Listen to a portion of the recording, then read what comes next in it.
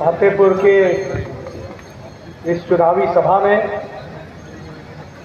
मंच पर उपस्थित हमारे वरिष्ठ नेता, मेरे छोटे भाई और बिहार के उप मुख्यमंत्री श्री सम्राट चौधरी जी, आप सबके बहुत ही प्रिय और दिलों में बसे हुए हमारे लोकप्रिय प्रत्याशी श्री लखेंद्र कुमार पासवान जी, हमारे अजाजुल्लम शाह जी, दिलीप कुमार सिंह जी, सुनील कुमार सिंह जी, राजेश कुशवाहा जी, मनोज कुमार जी और हमारे असरसी अपने कुशवाहा जी, सम्मानित मंच और यहाँ फतेहपुर की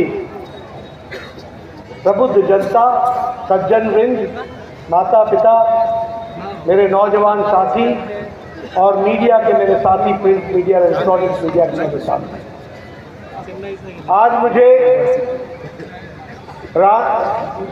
इस पावन धरती पर, राम जानकी मठ की धरती पर, माता सीता की धरती पर आने का सौभाग्य मिला है। मैं ऐसी धरती को नमन करता हूँ, प्रणाम करता हूँ और आशीर्वाद देता हूँ। वैशाली बुद्ध की कर्मस्थली रही है, भगवान महावीर की जन्मस्थली रही है और सबसे बड़ी बात यह है कि यह प्रजातंत्र की जननी रही है। ऐसे स्थान को मैं फिर से प्रणाम करता हूँ और आशीर्वाद। मित्रों, अभी चुनाव के बारे में, फतेहपुर के बारे में, बिहार की परिस्थिति के बारे में बहुत विस्तृत रूप में लखेंद्र जी ने आपके सामने रखा और बाद में हमारे सम्राट चौधरी जी ने आपके सामने बिहार की स्थिति रखी। मैं उसमें ज़्यादा तो जोड़ना नहीं चाहता, लेकिन आपको यह ज़रूर बताना चाहता हूं कि 6 तारीख को जो आप चुनाव करने वाले हैं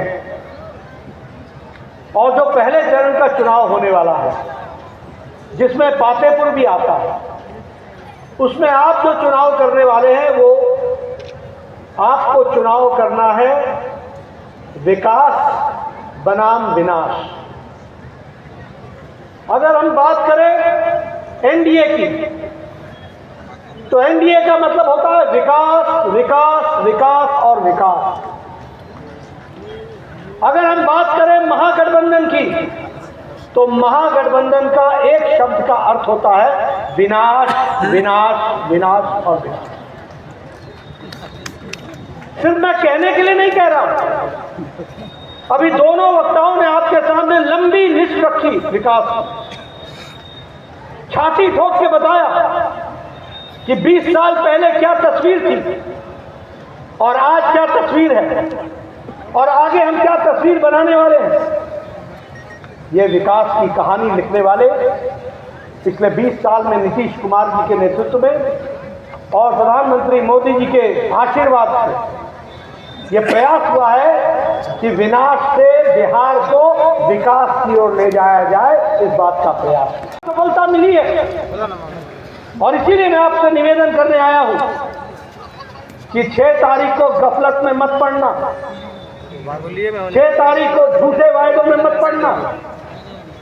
ये घड़ियाली आंसू बहाने वाले लोग, जिनके हाथी के दांत खाने के और दिखाने के और है, इनसे बचकर चलना, क्योंकि यही लोग थे जिन्होंने 20 साल पहले पूरे 15 साल जंगल राज कराया।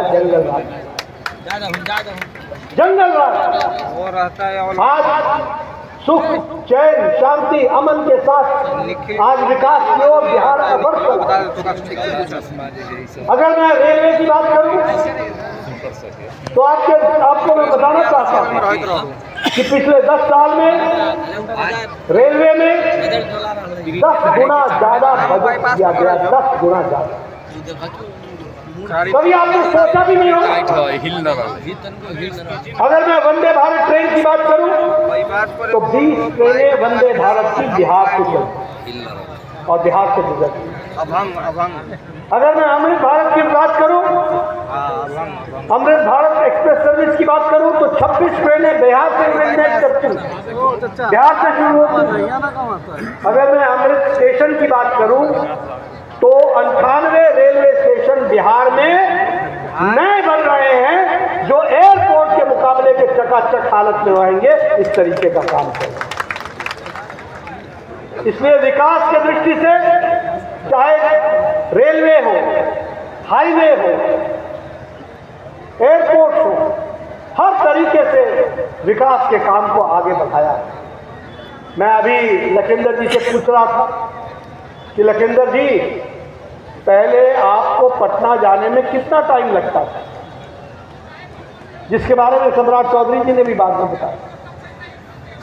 तो 5 घंटा 4 घंटा लगता था, और अगर गांधी सेतु पर जाम लग जाए तो रात गुजर जाती थी। आज जेपी सेतु से आप 1.5 घंटे के अंदर पटना पहुंचते हैं। ये विकास की कहानी। आज मुझे गौरव होता है ये बोलते हुए कि हर सब सेंटर को हमने आयुष्मान आरोग्य मंदिर बना दिया है और नई बिल्डिंग दे करके उसको हम सुसज्जित कर रहे हैं। इस तरीके का हम स्वास्थ्य में काम कर रहे हैं। आज मैं आपको बताना चाहता हूं, अभी सम्राट जी ने उसकी चर्चा की। आज 4 एयरपोर्ट चल पड़े हैं, 10 एयरपोर्ट पर आप काम कर रहे हो। किस तरीके से भारत के साथ बिहार जुड़ रहा है इसको समझो।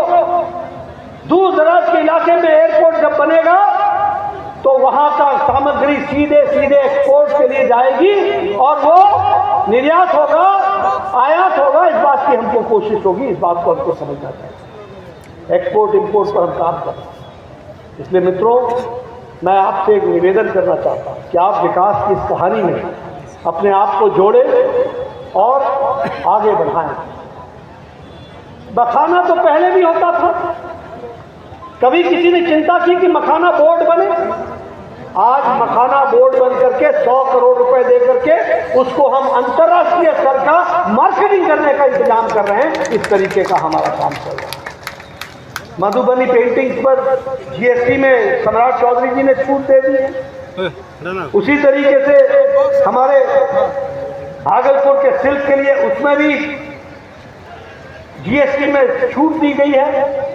जो 12% टैक्स होता था उसको 5% पर ला करके खड़ा किया गया है, ताकि आम जनता को सुविधा मिल सके और बिहार का सामान ज्यादा से ज्यादा देश और दुनिया में पहुंच सके और बिक सके। इसकी सुविधा ऐसे काम उठाए हैं जिससे बिहार का सर्वांगीण विकास, हर तरीके से विकास।